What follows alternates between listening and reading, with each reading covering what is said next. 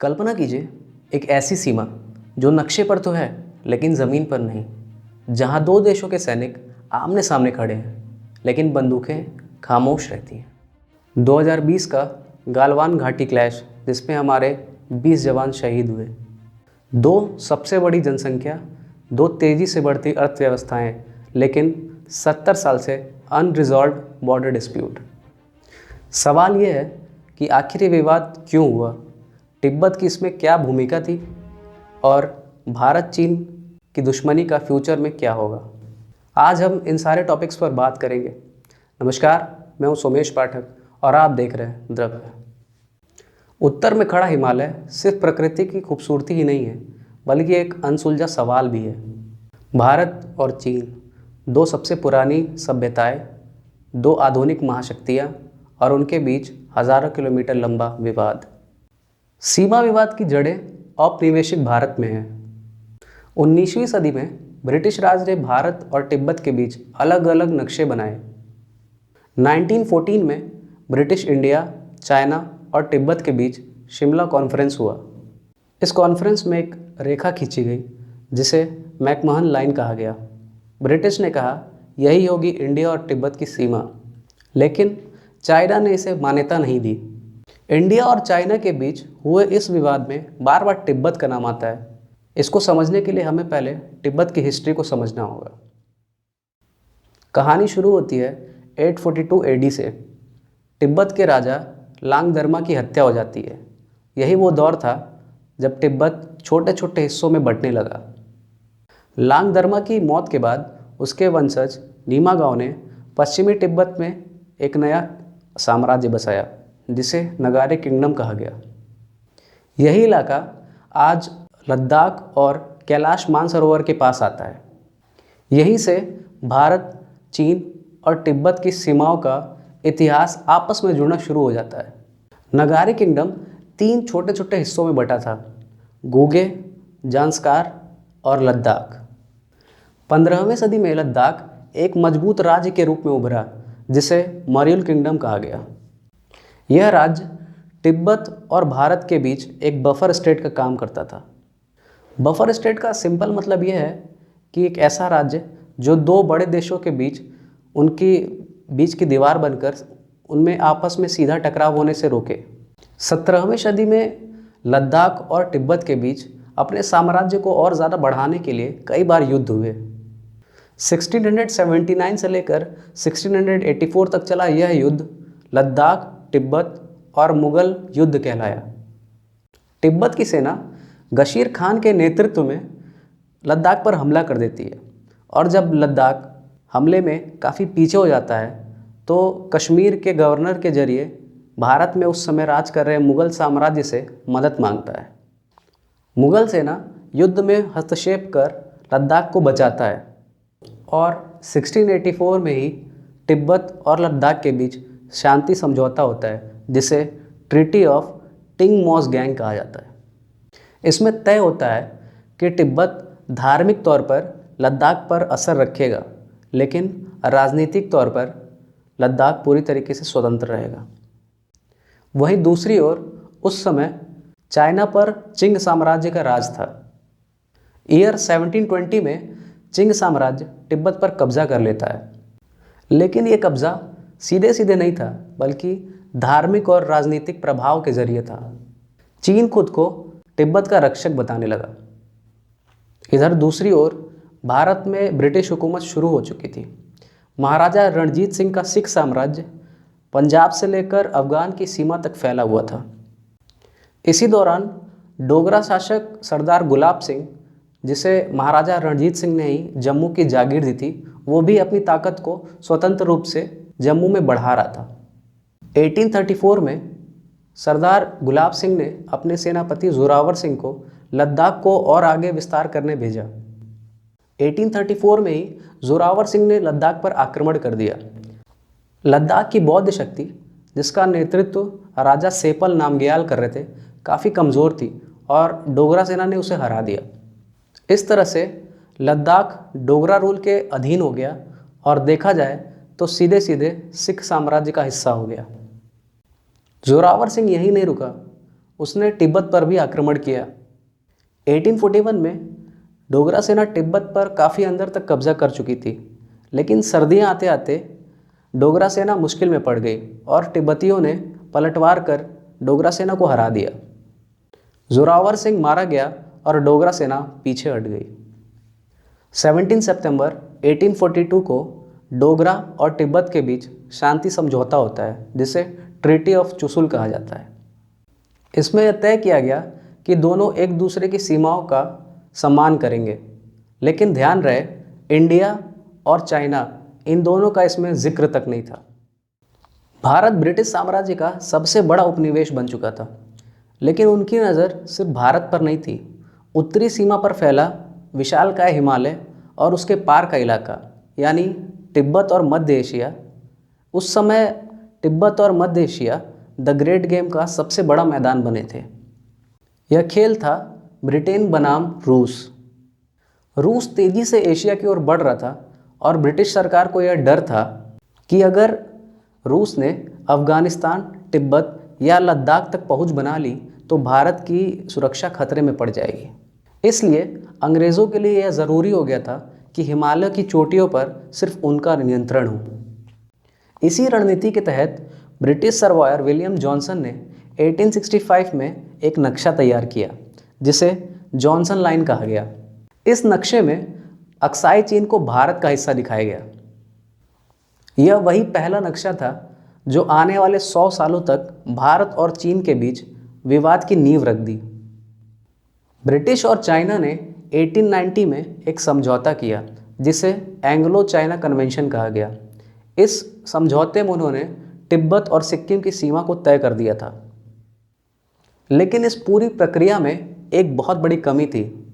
तिब्बत की सहमति ली ही नहीं गई, यानी दो बड़ी ताकतें बैठी और तिब्बत की सीमा को तय कर दिया। चीन ने इस संधि को अपने हक का सबूत मान लिया, वहीं भारत ब्रिटिश परंपरा के हिसाब से इस संधि को मानता है, लेकिन तिब्बत ने इसे कभी भी स्वीकार नहीं किया। यही कारण है आज भी चीन इसे अपना आधिकारिक दस्तावेज बताता है, जबकि भारत इसे अपूर्ण समझौता ही मानता है। इसके कुछ साल बाद ईयर 1899 में अंग्रेजी सरकार चीन के सामने एक और प्रस्ताव रखती है, मैककार्टने मैकडॉनल्ड लाइन।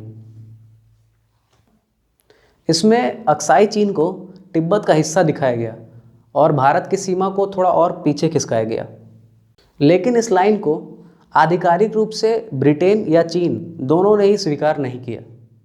पर बाद में चीन इसी लाइन का हवाला देकर अक्साई चीन पर दावा ठोकता है। साल 1914 में ब्रिटिश साम्राज्य, तिब्बत और चाइना के बीच एक अहम समझौता होता है, जिसे शिमला कन्वेंशन कहा जाता है। यहीं पर पहली बार मैकमहन लाइन खींची गई, जो आज के समय में अरुणाचल प्रदेश की सीमा माना जाता है।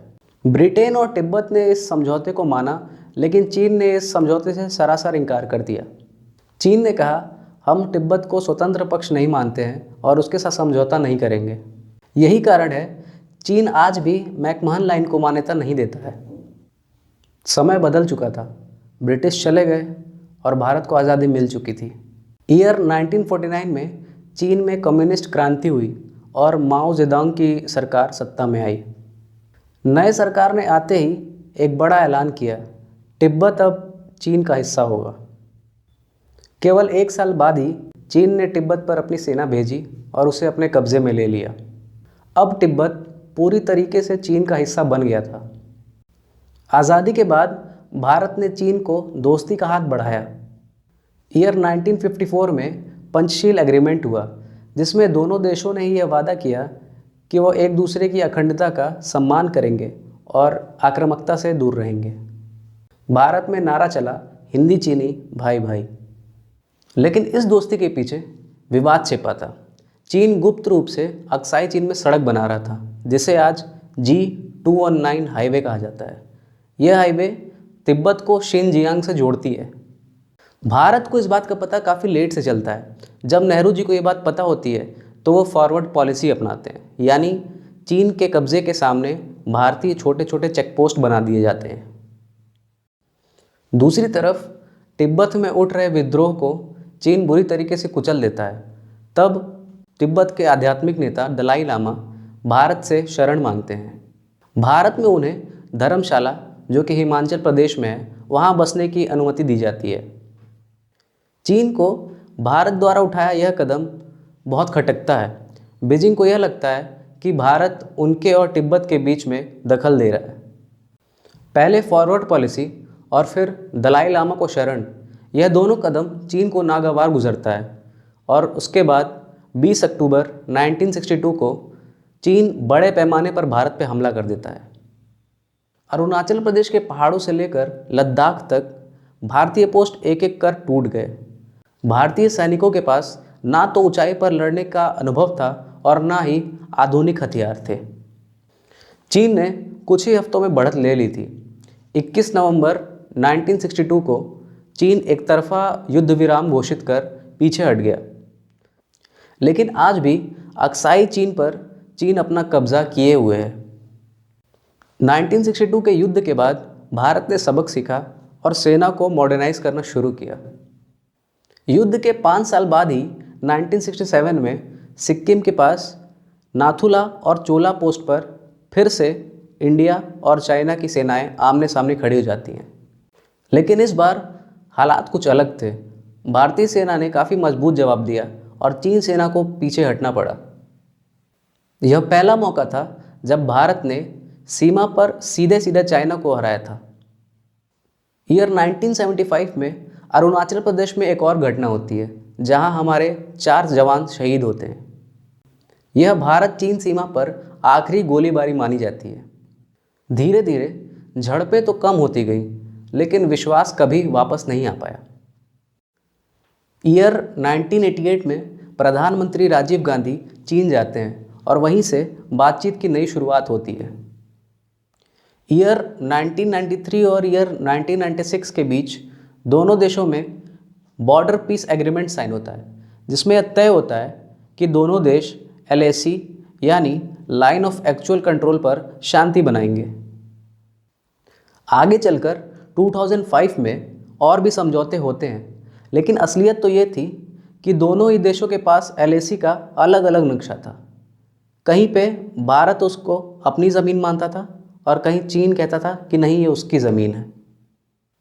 इसके कुछ साल बाद ही ईयर 2013 में देप्सांग, ईयर 2014 में चुमार और ईयर 2017 में डोकलाम में फिर से दोनों देश आमने सामने खड़े हो जाते हैं। हर बार बातचीत से हल निकलता है, लेकिन विवाद कभी पूरी तरीके से ख़त्म नहीं होता। हर साल नए तंबू, नए सैनिक और नई तनातनी खड़ी ही होती रही है। साल था 2020 और जगह थी लद्दाख की गलवान घाटी।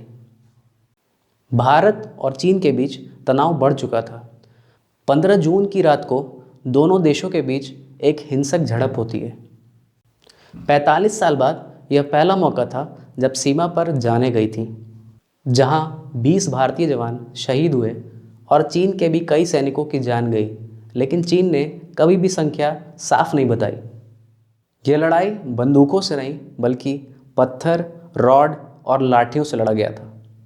पूरा भारत स्तब्ध था। हिंदी चीनी भाई भाई अब सिर्फ एक नारा नहीं, बल्कि एक साफ धोखा लगने लगा था। गालवान क्लैश ने यह साफ कर दिया कि चीन पर भरोसा रखना हमेशा ही हमारी सबसे बड़ी भूल थी। गलवान के बाद भारत ने कई कदम उठाए। चीन के कई एप्लीकेशंस बैन हुए। PUBG, TikTok, UC ब्राउज़र जैसे नाम हेडलाइन में रहे। ट्रेड्स पर भी रेस्ट्रिक्शंस लगाए गए। साथ साथ ही भारत ने अपनी रणनीति बदल दी थी। अब वो अकेले चाइना का सामना नहीं करना चाहता था। वर्ल्ड स्टेज पर इंडिया ने क्वाड को बढ़ावा दिया। क्वाड यानी इंडिया, US, जापान और ऑस्ट्रेलिया। दुनिया इस बात की गवाह है कि एशिया के 2 बड़े दिग्गज आमने सामने खड़े थे। पर एक कड़वी सच्चाई ये भी है कि ट्रेड अब भी $100 अरब से भी ज़्यादा है। यानी सीमा पर तनाव और बाज़ार में लेन देन अब भी जारी है। आज हालात ये है कि सीमा पर डिसएंगेजमेंट टॉक्स होती ही रहती है, लेकिन ज़मीन पर आज भी सैनिक आमने सामने खड़े हैं। चीन आज भी अरुणाचल प्रदेश को साउथ तिब्बत ही मानता है। भारत भी अब बॉर्डर्स पर अपनी इंफ्रास्ट्रक्चर को तेज़ी से बढ़ा रहा है ताकि जवाब देने में देरी ना हो। जियोपॉलिटिक्स का खेल बहुत बड़ा है। अमेरिका भी चाहता है कि भारत उसके साथ खड़ा हो चाइना के खिलाफ, लेकिन भारत भी हर कदम सोच समझ कर ही चल रहा है। सवाल अब भी वही है, क्या यह सीमा विवाद कभी ख़त्म होगा?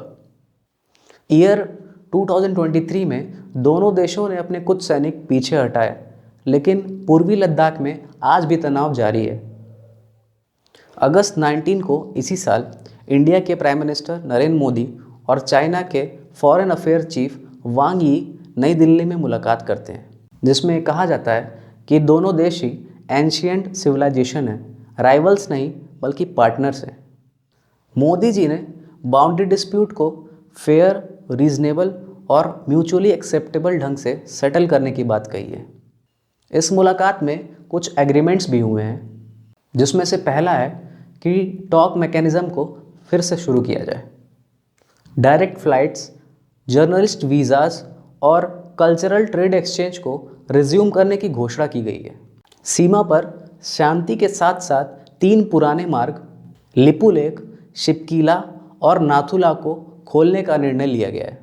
दोनों ही देशों ने एससीओ समिट्स और ब्रिक्स जैसे मंचों पर एक दूसरे को समर्थन देने की सहमति दी है।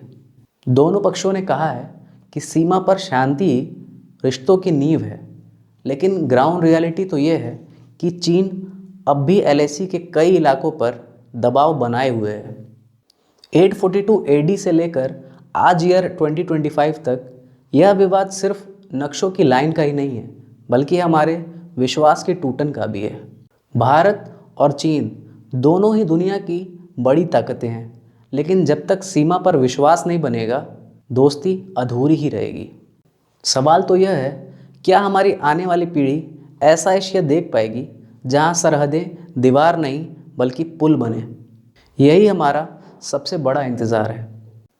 शायद आने वाले समय में हमारे बीच की ये लकीर मिट जाए, लेकिन जब तक वो दिन नहीं आता, गालवान घाटी की वो हिंसा हमें हमेशा याद दिलाती रहेगी कि भरोसे की कीमत कितनी भारी होती है।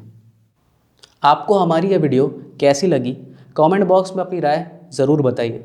अगर आपको हमारी ये वीडियो पसंद आई है तो इसको आगे साझा करिए। मिलते हैं अगले वीडियो में, तब तक के लिए नमस्कार, जय हिंद।